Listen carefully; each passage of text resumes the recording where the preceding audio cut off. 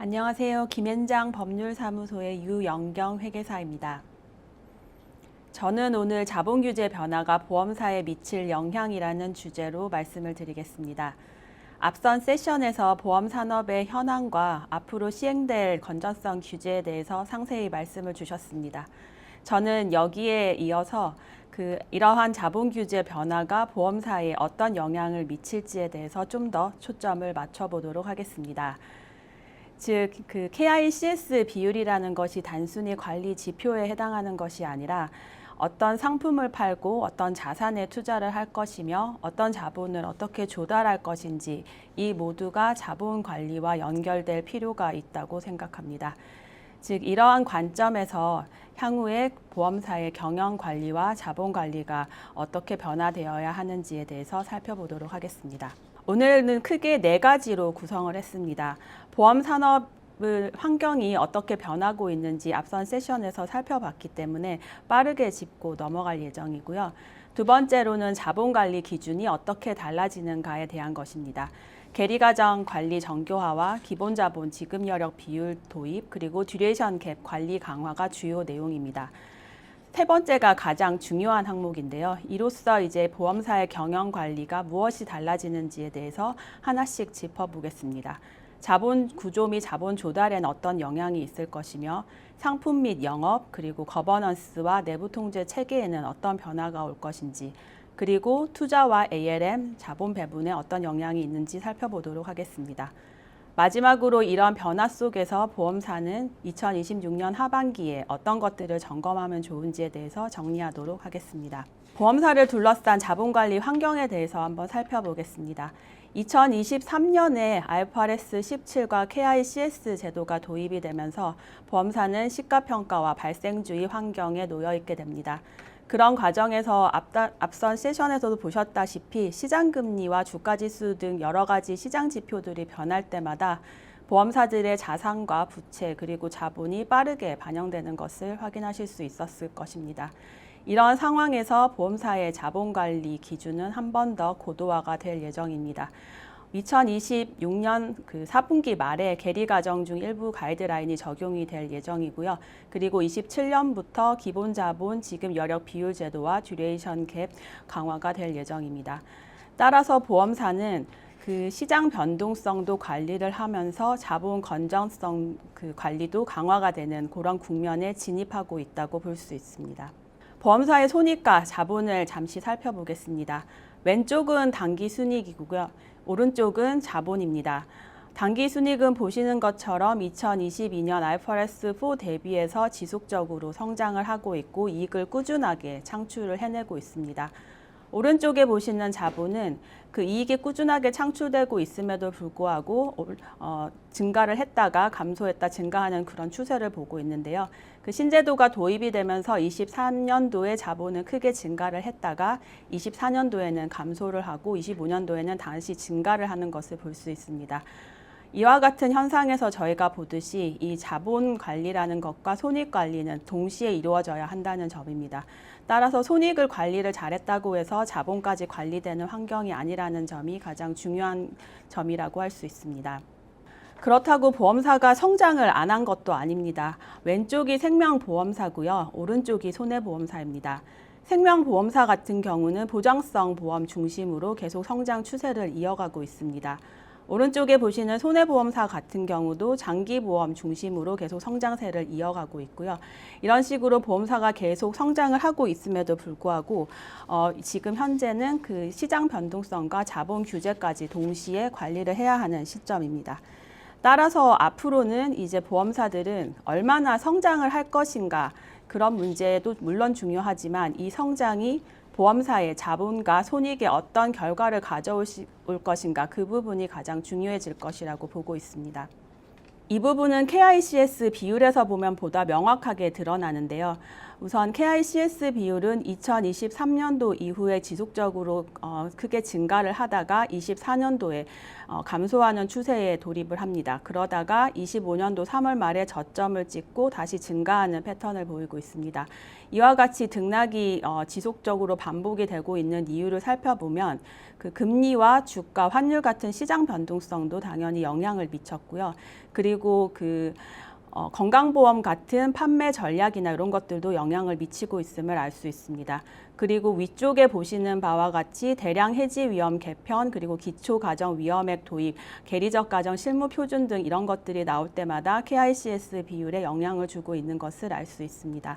따라서 지금 이 KICS 비율이라는 것 자체는 어떤 재무나 리스크 부서에서 산출해내는 그런 산출값이라기보다는 투자와 재무, 리스크, 영업, 그리고 저희 자본관리 전반적인 촉 아우르는 결과값에 가까워지고 있다고 볼 수 있습니다. 이러한 상황에서 보험사는 이제 현재 그 자본관리 기준을 조금 더 강화되는 상황에 직면해 있다고 보시면 됩니다. 자본관리 관련된 주요 제도 변화 3가지 말씀드리겠습니다. 우선 계리가정 가이드라인 중에 일부 가이드라인 적용이 2026년 4분기 말에 적용 예정이 있습니다. 그리고 2027년에 도입되는 기본자본 지급 여력 비율 제도로 인해서 기본자본과 요구자본의 비율로 산출되는 별도 KICS 지표가 도입이 될 예정이고요. 그리고 마지막으로 듀레이션 갭 관리 기준이 경영 실태 평가 내에 금리 리스크 평가 항목으로 추가가 될 예정입니다. 저는 이 3가지가 각각의 규제라고 볼 수는 없고 서로 다 연결이 되어 있다고 보는데요. 첫 번째로 계리가정 가이드라인 적용은 그 상품의 수익성과 이 수익이 그 상품의 수익성이 이익으로 얼마나 안정적으로 실현되는지와 관련이 있을 거고요. 기본자본 지급 여력 비율 제도 같은 경우는 자본의 질과 자본을 배분을 고려한 경영 관리가 확대되는 데에 영향을 미칠 것 같습니다. 그리고 마지막에 있는 듀레이션 갭 관리는 투자 수익률과 ALM을 연계한 자산 운용 강화가 영향이 될 것 같습니다. 그 이 3가지가 하나로 잘 어우러지기 위해서는 사실상 내부 통제와 거버넌스 체계를 고도화하는 것도 이제 고도화하는 것도 보험사가 반드시 해야 되는 과제 중 하나라고 생각합니다. 다음 장부터는 이러한 그 자본관리의 주요 제도 변화로 인해서 보험사에게 어떤 영향이 있는지 하나씩 살펴보도록 하겠습니다. 첫 번째는 재무 자본 구조에 미치는 영향입니다. 그래프에 보시는 것처럼 왼쪽은 생명보험사 22군데의 그 총 킥스 비율과 기본자본 비율이 되겠습니다. 옆에 보시는 것은 손해보험사 10곳의 그 총 KICS 비율과 기본자본 비율입니다.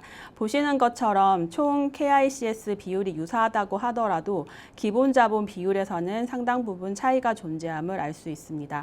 그래서 향후에는 보험사들이 그 총 KICS 비율뿐만 아니라 기본자본 비율도 적정 수준으로 별도로 관리하는 것이 필요할 것 같습니다. 그리고 동일한 그 총 KICS 비율 수준에서도 기본자본 수준에 따라서 배당과 성장 여력에는 차이가 있을 것 같습니다. 따라서 앞으로는 그 보험사가 얼마나 많은 자본을 가지고 있는가에서 어떤 자본을 가지고 있는지 거기까지로 이제 평가축이 확대될 것으로 예상하고 있습니다. 두 번째는 자본 조달 구조와 관련된 것입니다. 지금까지는 후순위가 총 KICS 비율을 증가시키는 데 주요한 조달 수단으로 역할을 하고 있었습니다. 실제로 2024년도 이후에 그 후순위채와 신종자본증권의 잔액이 모두 증가한 것은 맞습니다. 하지만 향후에는 후순위채로 자본을 조달하는 것이 기본자본 비율 하에서는 좀 제한될 것으로 예상이 되고요. 기본자본으로 인정이 되는 신종자본증권이나 유상증자를 통한 그 기본자본 확충을 많이 하시게 될 것 같고요. 궁극적으로는 지속적으로 그 내부이익을 축적을 해서 그 기본자본을 창출할 수 있는 능력을 확대시키는 것이 가장 중요해질 것으로 생각을 하고 있습니다. 그래서 앞으로의 그 자본 조달의 핵심은 얼마나 조달할 것인가에서 어떤 자본을 어떤 조합으로 조달할 것인가까지 확대될 것으로 예상합니다. 다음은 상품과 영업에 미치는 영향을 살펴보겠습니다. X축은 신계약 그 잔액의 증가율이고요. Y축은 보험 손익의 증가율이고 CSM 잔액이 5천억 원 이상인 26개사를 대상으로 상관관계를 분석을 해봤습니다. 상관관계를 분석을 해봤더니 CSM 잔액 증가와 보험 손익의 증가 간의 뚜렷한 상관관계는 확인되지 않았습니다. 하지만 이런 부분이 그 CSM의 증가랑 상관관계가 없다는 사실이 저희가 이제 CSM이 많다고 해서 이 부분이 보험 손익으로 다 연결되는 것이 아니라는 점을 좀 확인을 할 수가 있었고요. 결국에는 CSM이 성장한다는 것이 손해율이나 사업 비율, 유지율 등 실제 경험과 계리 과정 차이 과정을 거쳐서 이익으로 얼마나 많이 전환되는지가 중요할 것 같고요. 그리고 두 번째로는 향후에는 동일한 수익성이라고 하더라도 요구 자본 부담에 따라서 상품별 자본 효율성은 다르기 때문에 그런 자본 효율성까지 같이 고려하는 성장 전략이 필요할 것 같습니다. 따라서 신계약을 많이 팔아서 CSM을 확보하고자 하는 그런 전략들은 기본 자본을 창출하는 요소가 되기는 하지만 요구 자본의 소요를 동시에 유발하는 항목이기 때문에 결국 그 회사의 성장 전략하고 자본 관리는 서로 별개의 것이 아니라 서로 연결되어 있다라고 보시면 될 것 같습니다. 이어서 이런 자본관리 기준이 고도화되면서 그 손익과 리스크, 자본을 연계한 의사결정의 중요성이 확대될 것 같습니다. 보시는 예시는 이제 상품 개발 단계의 그 상품 개발하는 프로세스입니다. 여기에서 보시는 것처럼 상품의 그 수익성을 분석을 해서 상품을 만들고 이를 상품위원회에 상정을 해서 상품을 출시하는 이런 전반적인 체계가 바뀌는 건 아니지만 기본적으로 이 상품위원회 관련된 규제가 강화되고 여러 가지 그 의사결정 범위가 확대되고 있습니다. 따라서 앞으로는 이제 경영 의사결정을 하실 때 그 손익이 만들어지는지 어떻게 성장을 할 건지 이런 것뿐만 아니라 자본의 효율성과 그다음에 리스크 영향을 함께 고려하는 의사결정 체계로 확대되는 것이 필요할 것 같습니다. 그리고 이렇게 하기 위해서는 그 기능 간 통합적 관리를 강화하실 필요가 있는데요. 첫 번째 저희가 이제 생각할 수 있는 거는 상품이라고 하면 상품 쪽에서 잘 만들어 가지고 출시를 하면 되는 거 아니냐라고 했을 때 향후에는 이제 상품과 계리, 리스크, 재무, 자산 운용 간의 그 손익과 리스크, 자본을 연계한 사전 검토와 의사결정 체계를 강화할 필요가 있습니다. 그리고 상품을 팔아놓고 나서 실제로 저희가 계획 대비 어떤 손익이 나오는지 자본 영향은 없는지 그런 것들을 지속적으로 모니터링하고 그 주요 변동에 대해서 보고나 조정 체계를 강화하는 것이 아울러서 정비될 필요가 있습니다. 따라서 예전에는 좀 기능적으로 분절적으로 상품을 출시를 하고 개발을 했다면 이제 상품의 전 생애 주기에 걸쳐서 수익성과 리스크, 자본을 통합 관리하는 그런 내부 통제와 거버넌스 체계를 구축해 놓으시는 게 중요하다고 할 수 있습니다. 이어서 투자와 ALM에 미치는 영향을 살펴보겠습니다. 보험업권 전체적으로 국채 순매수가 2023년 대비 2025년에 3배가량 증가를 했습니다. 반면 회사채는 23년 대비 25년 순매도가 1.5배가량 확대가 됐고요. 지금 듀레이션 갭 기준이 들어오기 때문에 듀레이션 갭을 관리하기 위해서 이제 국채를 매수를 계속 늘리는 그런 의사결정을 할 수도 있고 기본 자본 지급 여력 비율 제도의 도입에 따라서 투자 수익률을 올리기 위한 그런 의사결정을 하실 수도 있습니다. 따라서 근데 이 두 가지가 상충이 되고 있기 때문에 결국에는 향후의 보험사의 투자와 ALM 관리에서는 듀레이션 갭과 그다음에 요구 자본 소요나 이런 것들이 어떻게 되는지 동시에 살펴볼 필요가 있습니다. 따라서 투자 포트폴리오를 구성을 하실 때 듀레이션 확보를 위해서 일정 부분 현물 채권에 투자를 하시되 그 이자율 파생을 가지고 금리 민감도 등을 조정하는 그런 것들이 필요할 수가 있고요. 남는 자산들에 대해서 일정 부분 위험 자산, 그 수익성이 좀 높은 자산에 투자를 해서 수익성을 확보하는 그런 전략이 필요할 수가 있습니다.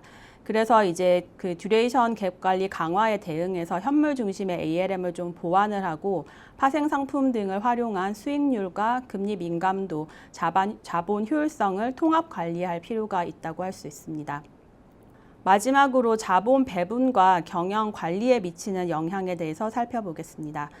보험사가 창출한 이익은 배당을 통해서 주주에게 환원이 되든지 아니면 신계약 투자 확대를 통해 성장을 하든지 아니면 내부에 유보하든지 이렇게 세 가지 경우로 배분이 될 수가 있습니다. 그런데 이제 배당을 정책을 결정을 할 때 기존에는 단기 순이익이나 배당 가능 이익만 고려를 하셨다면 향후에는 이제 배당 후에 기본 자본 비율과 목표 자본 여력이 얼마나 있는지를 동시에 고려를 하신 다음에 배당 정책을 결정하실 필요가 있고요.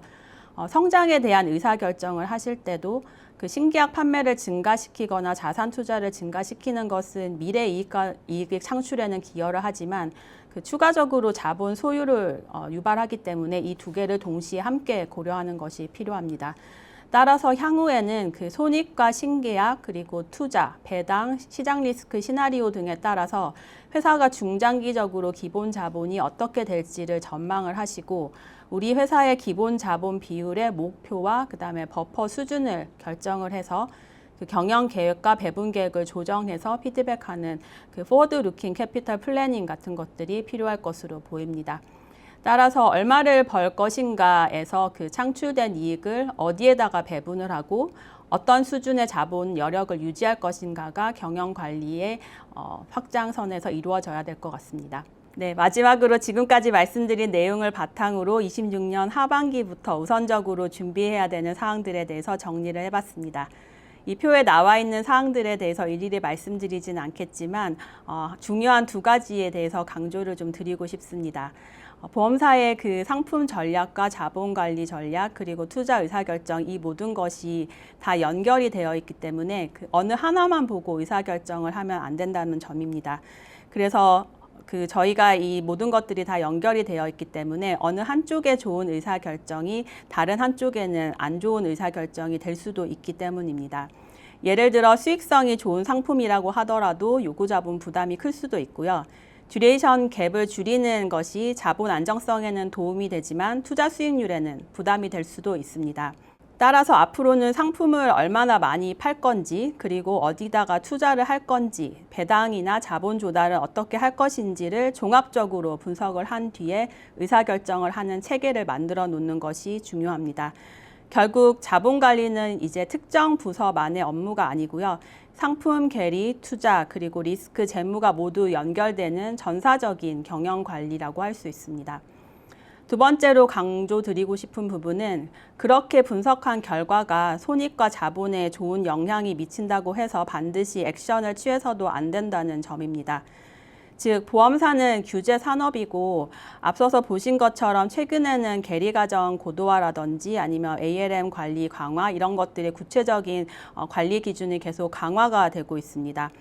따라서 상품을 출시하거나 자산을 매입하는 등의 그런 어떤 의사결정을 하실 때는 당장의 손익이나 자본의 효과뿐만 아니라 향후 감독 당국에 설명 가능한지 그리고 이 의사결정이 나중에 어떻게 평가될 것인지까지도 사전적으로 분석을 하셔야 될 필요가 있습니다.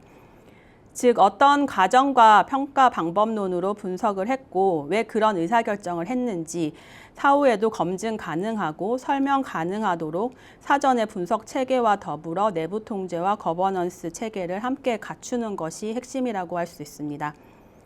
결국 장표 하단에 적어 놓은 것처럼 이런 체계를 만드는 이유는 경영의 예측 가능성과 설명성을 안정성을 높이기 위한 것입니다. 하나의 의사결정이 손익과 자본에 미치는 영향을 사전에 종합적으로 알고 동시에 사후에 발생할 수 있는 규제 리스크까지 예측할 수 있어야 예상하지 못했던 손익이나 자본의 훼손을 방지를 할 수가 있습니다. 그리고 이러한 의사결정 체계가 갖춰져야 기본 자본 지급 여력 비율 시대에서도 실질적인 이익을 지속적으로 안정적으로 축적해 나갈 수 있을 것이라고 생각합니다. 여기까지 오늘의 발표를 마치겠습니다. 감사합니다.